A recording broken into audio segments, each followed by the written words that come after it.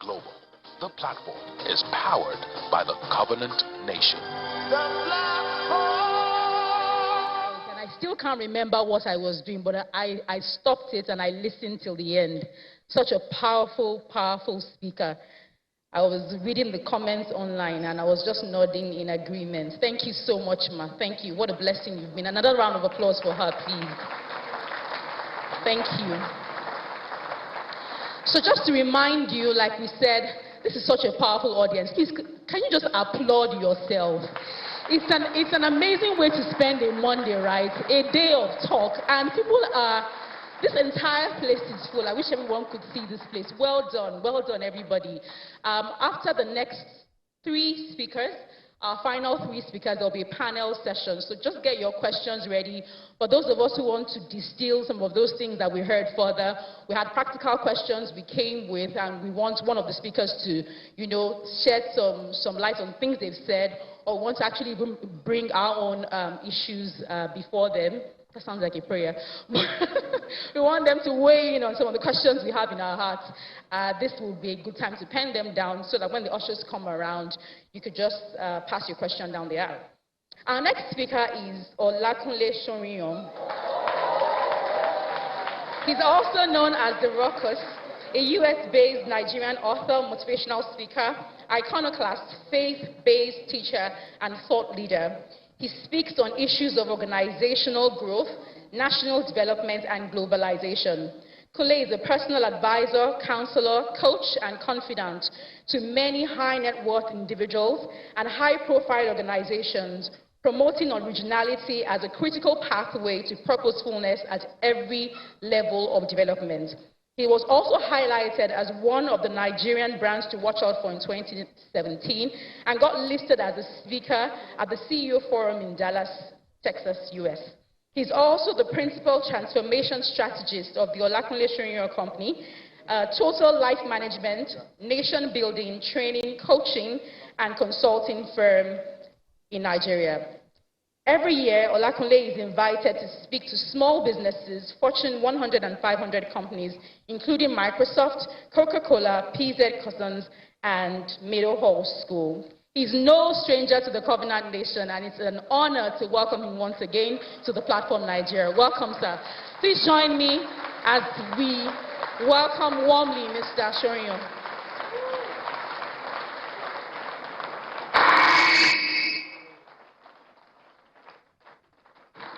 Live local, think global. The platform is powered by the Covenant Nation. 1997, that I attempted to say what is not entirely true about someone. You know how somebody is not looking together, but you invest peace in his moment by telling him it looks okay, right? 1997, I had a funny experience at that time. And that was the last time I attempted to say what is not entirely true about someone. So today, if your shirt is not nice, I'm going to hug you close and tell you it's not nice. So when you come to a program like this, and you have to hold the microphone, protocol demands that you say nice things about your host. If it's a church, you have to say nice things about your host and say nice things about the church. If it's a program, you have to find the adjectives to say nice things about your host and describe your host in a very magnanimous and intentional way, even if it's not true, right? But you must do that. That is the protocol of ministry and protocol of engagement. So if I begin to say what I want to say now, you will assume that is what I'm doing. You will think what I'm doing is that which we must do, which is say nice things about your host. But if you think like that at all, it's probably because you are listening to me for the first time. Or probably you are meeting me for the first time. I'm not on that. You see, I'm a freeborn. My freedom is my rebellion. I protect it with every part of my life. Do you know what it means to wake up in the morning and to know that there is no human being on the face of the earth that determines what you do except God in heaven? You don't know that freedom. It's so special. That is the zone I live in. So I don't try to suck up to people. I don't pander to people's emotions. I don't bring down my voice when I get into any room. I don't position myself in any way that reduces my freedom, right? So I'm sure you're wondering where I'm going.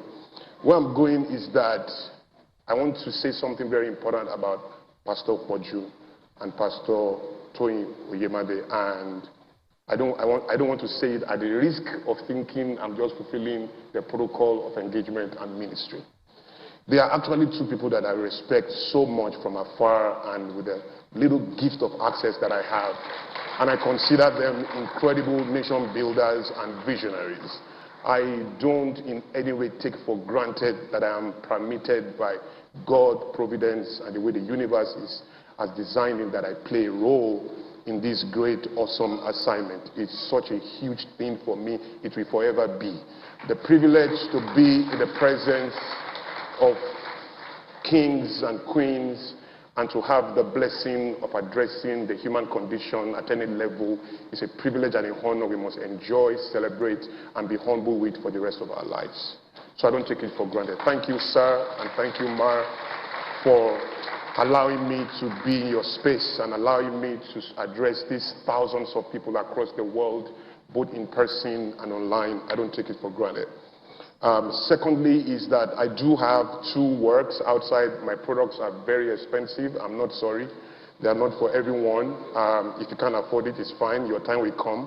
Don't ask for discounts. Just go outside and go to my stand. There's one called Whispers from the Future. Whispers from the Future, a 3-part articulation of Kingdom Mandate in the 2020s. I would say look out for it. It will help you, right? Usually they go for $200. I've been kind to reduce it to about 50. That is the best I can do. I've gotten some DMs already. People say, can I have it for this price? It's disrespect. Just go there and wait for your time. Then I have another one here, Positive World Domination. Positive World Domination. Why evil is a tool. Why good is not God. And how going global is a duty. I'm going to advise that you invest in them. They are audio works. One is a DVD, 4 hours of video, 3 hours of questions and answers. They will change your life. They are private sessions. Both of them, they will help you real good and help your business and help how you position in the world. Yeah, so if you go to my stand, my team is there. We came with POS. You don't need to have cash. Once you swap the card, the money moves to our side and the products move to your side and everybody's fine. So try and do that, right? Thank you so much. So, the most powerful person on the negotiation table is the one that is ready to walk away without a deal. The most powerful person on any negotiation table is the one that is ready to walk away without a deal. The person that must have a deal is usually the weakest and the most powerless on that table. It doesn't matter what the table is, whether it's a negotiation for peace in a marriage, or it's a negotiation for a seat on a board, or it's a negotiation for a stake in the market. It doesn't matter what it is. What is true is that if you have to negotiate anything, a part of you must have a resolve to walk away out of that table without taking anything away. That is when you gain so much power. The idea that transformation through government is the way that nations can grow is what I call permitted slavery. Now let's be clear. Slavery is a necessity for the human condition. What has been abused is slavery. Slave trade is an abuse of slavery. Slavery itself in a flawed world is a necessary experience for any human being at any level. Every human being born of a human is enslaved to something. Don't be deceived by how we show up every day. The truth is, there's no human being on the face of the earth that is not enslaved to something. True freedom is the ability to choose what enslaves you. Such that when you make that choice by yourself, then you are not a slave. You are in what I call permitted slavery, a necessary experience for the human condition. To even be with God at a level, you will be a slave of righteousness. It is that possibilities are contained except you define your level of arrest. Freedom without rules is a vice. The highest level of freedom is psychosis. When you are very free and no one attends to your own decisions and there is nothing that underscores the validity of your claims or your positioning anywhere, then you are naked on the streets walking freely. There's no searching of your understanding. The idea is principles must guide ideas. Emotions, as powerful as they are, on their own, creating actions is a disaster. Principles must be subjected to reasoning. Emotions must be subjected to reasoning. And reasoning must be guided by truth before you move into action. Every time society suffers, or business struggle, or families are in chaos, or relationships go sour, essentially two people or more people or one person have moved from E to A, has validated the contents of his own emotions, and from that definition has moved into action. Emotions must be managed because on itself is a self-destructive instrument if it is not subjected to reasoning and guided by truth before you move to action. In the same way, politics on its own must not be an independent variable. It must be guided by principles. Hope is so powerful, but hope is a tool of performance that does not perform. Such that if all you have is hope, you will be beaten, and your hope itself will be the designer of your weariness. At least the Bible says hope deferred, make. So what's doing the making? The hope in itself is the designer of the weariness when the hope is not converted into results within a specific frame. Am I speaking to you? So part of your understanding, therefore, is to come into a place of power. To realize that you have to be able to build power beyond choices. Your right to choose is low resolution.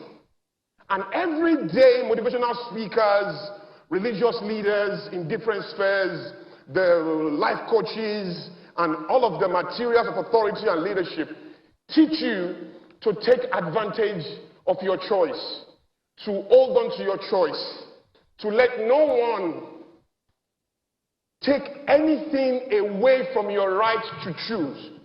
You are reminded that your right to choose is your ultimate power. In elections, you are told that your voting is your greatest strength.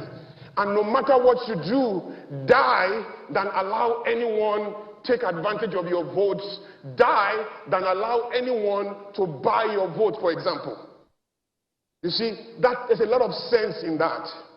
Except that your choice in its low resolution is the path to perpetuate your slavery. Because you are not a confirmed eternal slave. Interesting. Shall I continue?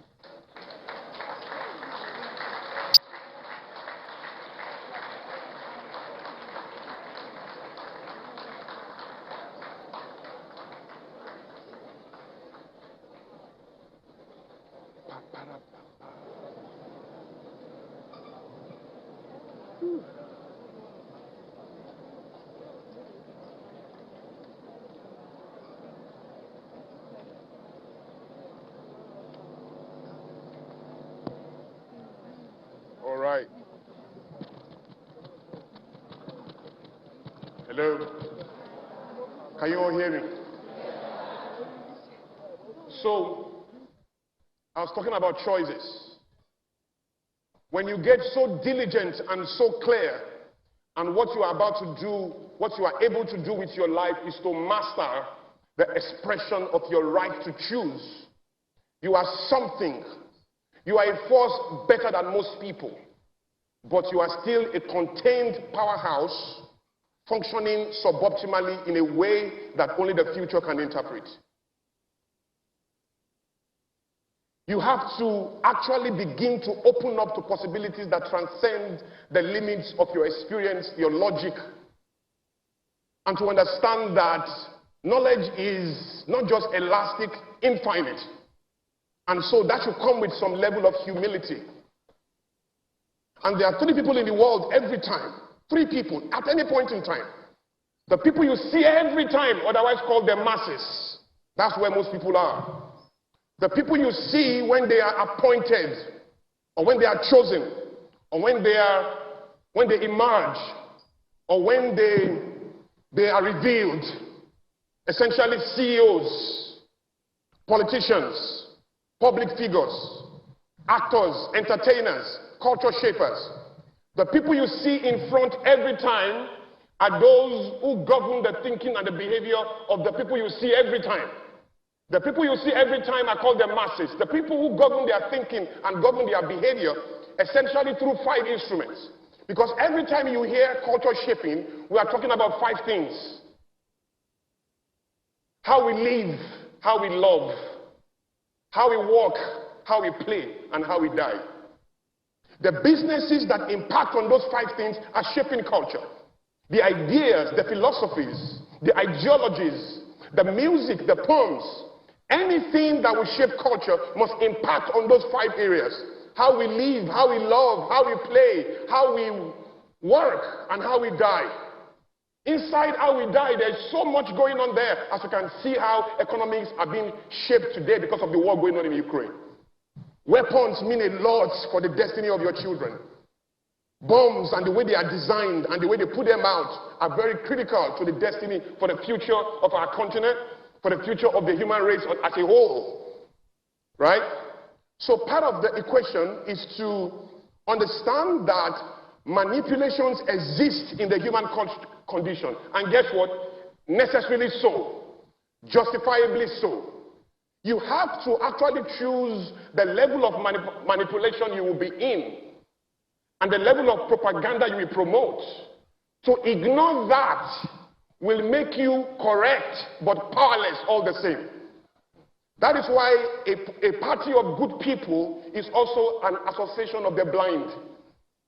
You really can use good to transform any society. There's a partnership between good and evil that must be understood at a level for you to curate anything tangible within any society because of the irrationality of the human experience in itself. Foolishness is a necessity. If somebody is not foolish, wisdom will not have value.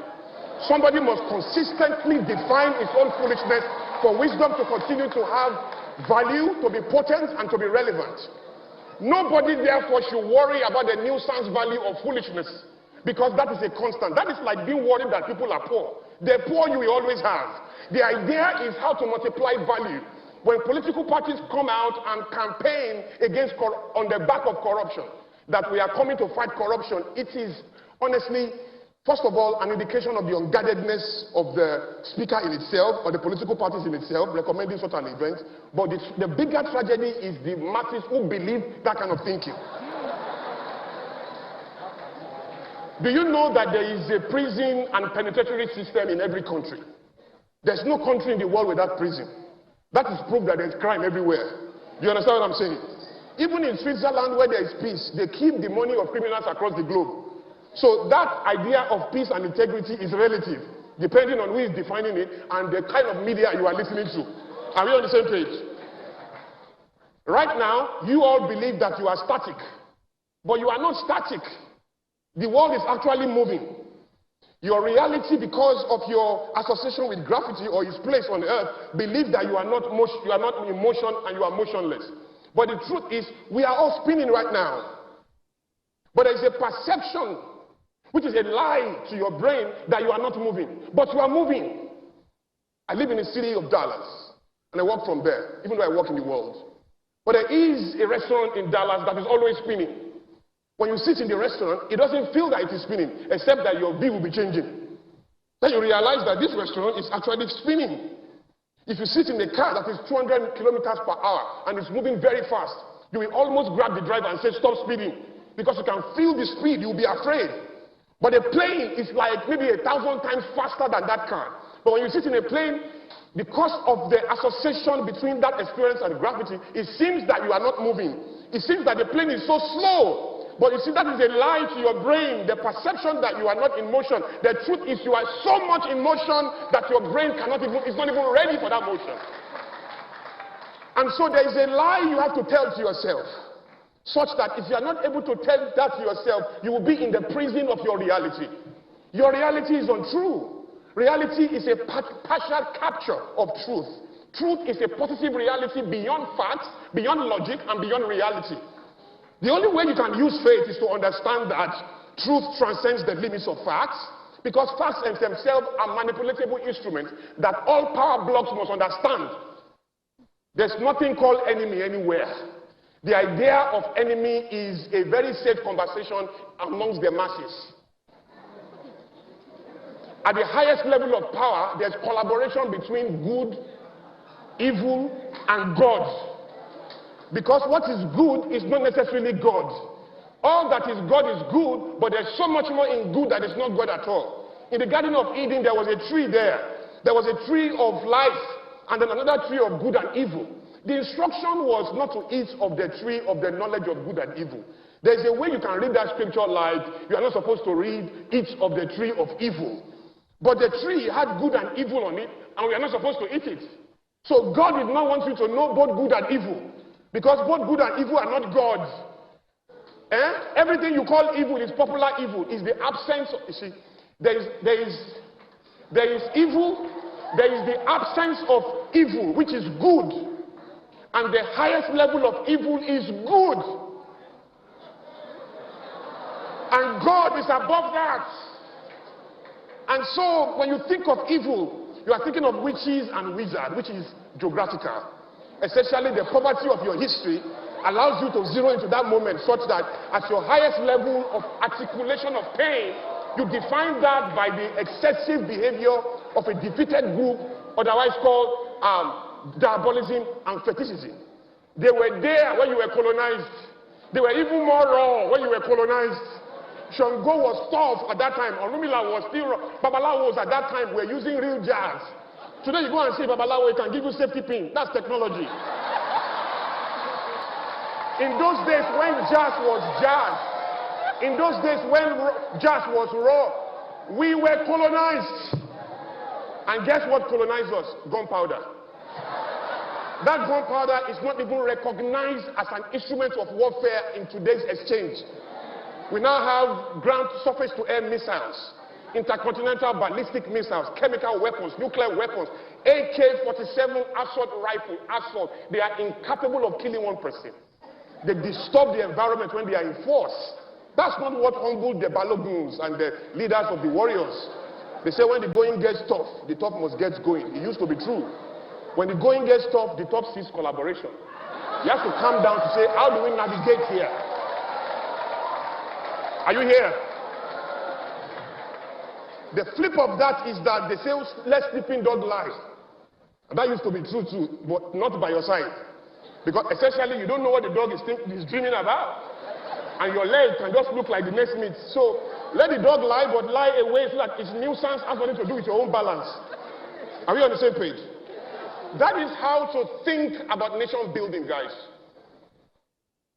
As a completely independent instrument such that our peace and our growth cannot be tied to the sanity of a few. And except that the few are thinking straight, then we are lost. I don't think that is God. That cannot be God. He said, know ye not that you have been bought with a price? Be ye not servants of men. It can't be that our highest peace and greatest destiny will be tied helplessly in the hands of a few unguarded people who stay in power, who themselves are victims of their own history. And so you can hate on them all you want, but the truth is, 3 dead bodies trying to enter one coffin is just chaos. Everybody is dead, right? The guys trying to get in on this side are struggling, you are struggling, and so everybody is just looking for peace. At the end of the day, the crisis of any society and the crisis of a nation is the crisis of the family. And when people struggle because of the home they came from, they are going to sincerely struggle either in the private space or in the public space. It's just the way it is. And so, prisoners promising freedom is a symposium discussion. It has to be understood, because practically it's impossible. Therefore, when you cry and you complain about the leaders that you have, the bigger pain is that you are shocked by what is normal. And in psychology, that is a flavor of insanity. I mean, if I call you your name, you shouldn't express shock. If I say me, you need to say, hey, my man. That's what you should say. If I say me, and he says, initially I will assume he's joking. So I will greet it as humor. So I will say, hey, Nayo, I will not call him again so I can focus on what we are trying to do. Me, if he says again, I will now give him a face like, Nayo, man, let's do this thing now. And now call him the third time as an investment to into his balance. I will now say, hey, Nayo, if he now goes the third time, yeah, I will take 3 steps backward. Because I'm no longer sure what he will do next. He can bite me, he can jump on me. Because essentially, you don't express shock at what is normal. It's a flavor of lunacy. Pain is normal. When somebody is ill-baked, and we all know that all adult behavior is actually rooted in experiences in childhood. All. So everybody you hate out there, the person in jail, the one sitting in government, those who are stealing, these are all people that have been arrested by their experiences in childhood. Essentially, arrested development. Are we together?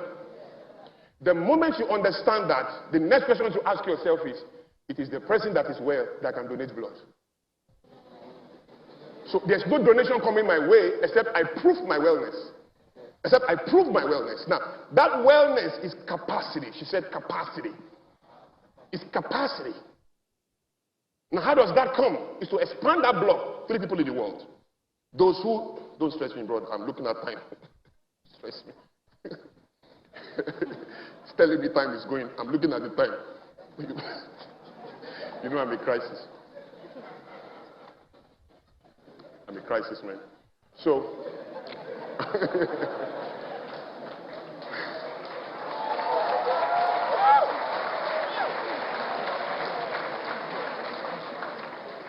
yeah. Charles, you have used your time.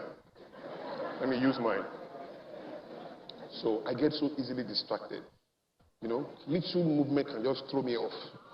You know, I don't use notes. I don't have the benefit of using notes. 3 people in the world, forgive me. Those who you see every time. Those you see when they are revealed or appointed. Those you never see.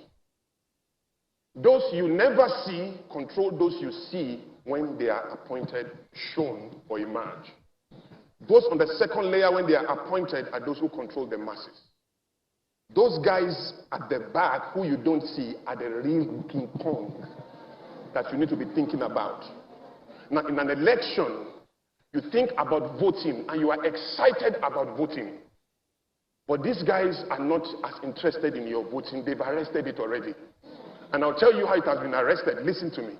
So we used to embrace choice. Choices was on ground when slave trade began. Somehow you cannot manipulate the human condition openly. To manipulate it, you must do it codedly. Right? If in the day a human being knows you are oppressing him or you are trying to manipulate him, he's going to reject it. So the moment we found out that our choices was being manipulated and controlled, we rejected it. It became colonialism. Using the same instrument, manipulate their choice, control their choice, control their choice. We found out again, we rejected it. For most part of Africa, it became civilian governments. Doing the same thing, it became military governments. Doing the same thing, controlling people's choices. In some places, it became apartheid. Doing the same thing, controlling people's choices. Every time the human being finds out his choices are being controlled, he rejects it. And so we rejected everything, and we keep rejecting it. I don't know if they met, I don't know if there was a meeting, but somewhere along the line, the power bloc said, we can't continue to try to control their choices. Because every time we find out, if we do that, they find out and they reject it. So we have to do something of a higher resolution. What is that? Hire teachers, authority figures, motivational speakers, religious leaders, voices of society, elder statesmen. Hire all of them and encourage them to remind everybody of their power to choose. Tell them never to lose your choice. Control your choices. Let nobody control it. Die than to lose your choice. And make sure you register to vote. Control your votes. Die for your vote. Nobody should buy it. You control your choices. We take a stake in the outcome, in the options. Now, what is the power of your choice when we that control the options have given you 2 fools? So you are going to vote and protect your vote so well through your choice. But the power centers are giving you two fools. You are going to make a very bold and confident choice between two dead alternatives. You are going to be making a choice between bad and worse.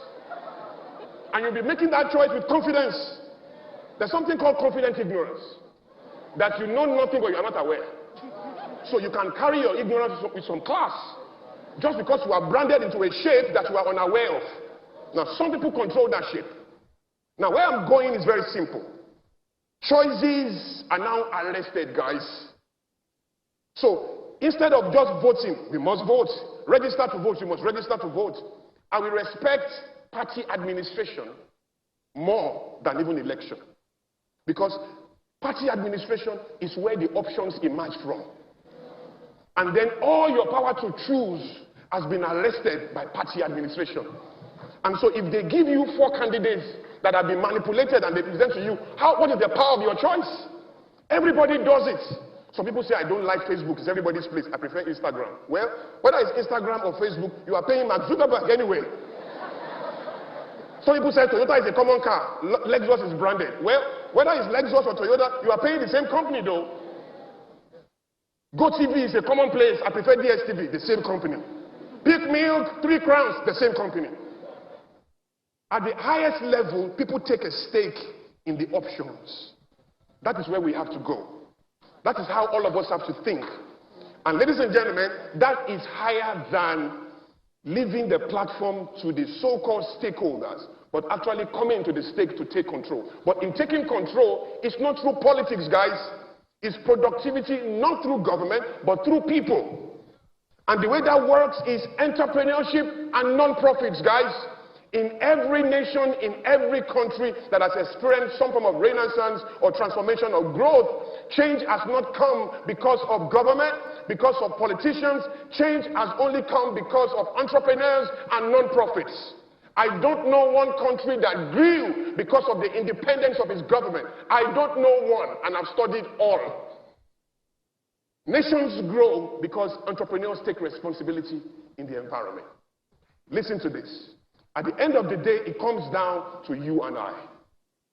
And the way that works is to take a stake in the options.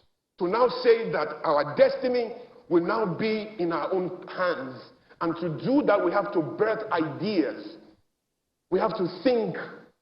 We have to create ideas that solve demonstrable human problems. We have to think bigger than our society limits us to think. The beginning of that is to think global. Is to understand that the test of a material is in its universal appeal, its global weight, its universal acceptance. That a shoe has to be a shoe in every country. That a jacket cannot be a jacket in Lagos and be a pencil in Brazil because it crossed border. That you can't be tall in Jos last night and be short in Lagos tomorrow because you flew south. That when you are tall in every country. When you are short in every country. When you are a millionaire in Naira, you can't be a thousandaire in pounds. You were never a millionaire. If you are a millionaire, you have to be a millionaire in every currency. Don't be fooled by the deposit of ignorance in your locale that labels you with a type of crown that is fitted in the head of a one-eyed king in the land of the blind. Is to grow your horizon and say to yourself, this very idea I'm embracing, how is the German looking at it? How is the French looking at it? How is the American looking at it? You see, this is how America is great. The idea that every iota of talent can be supported before resources, but with audacity and a sense of adventure. That we have the right and the freedom as human beings to create something and to make space for it, not just in the world, not just under the sun, but in the head and pockets of every human being living in the world. It has to be a commitment from the very beginning. Rent a space in their heads. Now, to do that requires not money, not a lot of capital, guts, raw audacity, taking those uncommon, unpopular steps, doing those things that raise questions. If everybody pretty much is at peace with what you are doing, I can bet you are not doing much or you are not doing anything at all. If you can't find contrary views and adversaries showing up because of the commitment that you represent, then maybe you are too still. I mean, S-T-I-L-L, for any ocean to even move 1 minute. Are you here? So my counsel is very simple, and I'm going to have to jump because I will give myself about 3 more minutes because light went out. So, so guys, this is how it works. First of all, we have to be borderless in our thinking. To be global is great, but to be global is managed by so many other factors that will never allow you to have the experience of universality. One of them, for example, is visa. Visa is not an existential will of God, it's a human invention. At the beginning of life, it was not so. Every human being had a freedom to obey one commandment: be fruitful, multiply, fill the earth. When the instruction was given, there were no visas in the world. Everyone is supposed to be able to move at the speed of choice. Visas became a necessity because of the unguardedness of human beings around territories and borders. And so human beings of their own volition began to raise standards that are now defining how we move in the world, and the beginning of that is approval. So your movement is now subject to the approval of a third party. So relocation made sense for a very long time because people were in survival mode. But to negotiate power in the world, you have to transcend the limits of relocation, otherwise called JAPA in some places now, and think more about penetration. You see, Microsoft was not trying to come and live in Nigeria. They were just trying to move ideas to Nigeria. Google was not trying to live in Nigeria. Mark Zuckerberg wasn't trying to move his house or move his land. He wouldn't even have the motivation to do it because there's nothing on ground to inspire that. But essentially, he thought that moving ideas was the key. And ideas is what moves in the world. Think about the biggest nations in the world. Japan. You want to think of Japan? Don't think of anything in Japan. Just think of its brands. Toyota, Honda, Mitsubishi, Sony. You can go on and on. Think of South Korea, Kia, Hyundai. You can go on and on. Germany, Mercedes-Benz, Adidas, Opel, Volkswagen. You could go on and on. America. Almost everyone in this room can name a US brand and we won't exhaust it. That is why they are the most powerful economy in the world. The intelligence is to understand that ideas can grow and that the human will can be the architect of that growth. But that we have to numb ourselves to the limitations that we see every day. Like she rightly said, we shouldn't think about what is going wrong in Nigeria. We should think about what is going on in Nigeria and what exactly we can do about that. Are we on the same page? So think borderless. Borderlessness is the ability of the human spirit from one spot to spot value anywhere in the world and to be able to create solution blueprints that connect to that value, attracting purchasing power and traction from anywhere in the world, meeting it in headquarters in Lagos or Abuja or in Tokyo or in Banjul or in Conakry or somewhere in Senegal. That is the way it works. Be borderless in your thinking. Now, if you now have the necessity to move your body in your borderlessness, so be it. But before your body moves, your ideas need to move. And that is an intangible thing. The CEO of Rolls-Royce said many years ago, the future will find less and less of developing, underdeveloped and developed nations. The future will find more and more of smarter and smartest nations. Particularly those who can author their contents in digital format, especially. And so tech has come. The future is a technocracy. It's about people who create ideas, otherwise called technologies, and those who manage them. That is how the future is going to work. And so there's no business in the future. Let me tell you for free. There's no business in the future, and I'm a futurist. I've been doing this thing for over 20 years. There's no business in the future that will not be driven by technology. It doesn't matter what you do. This thing we are doing here in the future is luxury. To have the benefit of human contact in the future is going to be very expensive. The future of human contact is no contact at all. So that we have to pay a lot of money to have contact. Now, that will destroy us on many levels. It will alter our condition and our design on many levels, but that's our reality. On a bigger tip, I can explain why that is critical for another superior conversation, particularly if we want to bring the Antichrist to the picture. But the truth is, whether we like it or not, the future has less and less of human contact to guarantee the human function and human malfunction that will breed problems at a higher level that evil is coming to solve, so that there can be peace and peace and peace in the land and we can have its future. So let me land on 2 ideas. The first of all, what will entrepreneurs do? What entrepreneurs do is very simple. Embrace brain gain. The diaspora must understand its own responsibility. I am convinced by the Spirit of God and by facts and study that no nation in the world will grow without its diaspora. Diaspora has always been the blessing of nations. If you think about it, everybody you know in the Bible, from Joseph, diaspora, Isaac, diaspora, Abraham, diaspora, Ezra, Daniel, diaspora. Even the idea of Jesus coming down, diaspora, that God came down, diaspora. Jesus went to Egypt, diaspora, coming back home. Israel being formed in a day, diaspora. There is no nation that has grown without a collaboration and organization of its weighty diaspora. The brain drain that we experience has now been converted into a potential brain gain. And that gain must be understood by organizing to wake up the diaspora to its socio-economic and political destiny in the continent. The way that we work is that every year about $48 billion is sent home in remittances. That $48 billion is so huge, it's the biggest income in the continent. But guess what is coming to solve? Welfare economics. Money for shoe, for house, for rent, and all of that. And we know that anybody living abroad sending money home is sending less than 5% of his income. About 95% is still sitting docked in his host country. Now, if we mobilize Africans to begin to understand that they can repatriate just 20% without losing the 5% that they had before, take another 15% and repatriate it home. But that repatriation now is not for welfare economics, it's for investment in ideas. Such that it's not just Americans who are investing in Florida Wave or in Jumia or in any of these countries. Africans can pull resources together and be the one funding the local ideas here. That is the association between local ideas and global relevance. The idea that we will pull funds in our brain gain and bring it home to fund ideas. So we need more incubators made by Africans for Africans, more accelerators made for Africans by Africans, intentionally searching for ideas, investing in ideas. I don't have time to give you our template in Africa House in Dallas. I'll leave that. But the truth is, that is what's going to work. And then again, the moment we begin to understand that, we push our non-profits to begin to fight for the right ideas. We need about 25 advocacy groups fighting for the welfare of the police force. We need another maybe 26 welfare groups fighting for recycling alone. We need another 26 non-profits fighting for the sanity of our veterans in the military.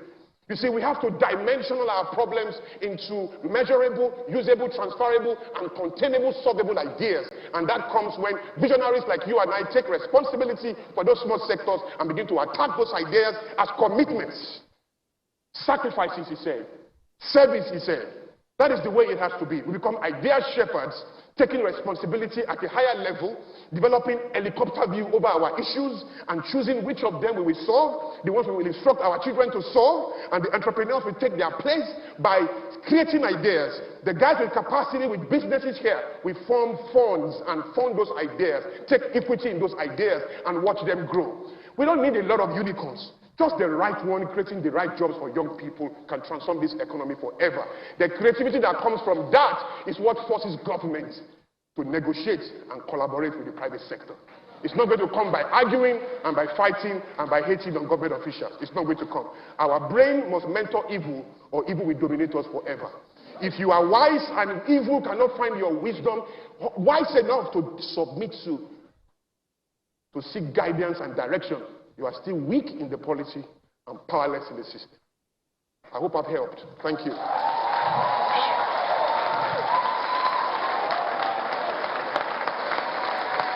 Thank you so much. Amazing. Wow. Thank you so much.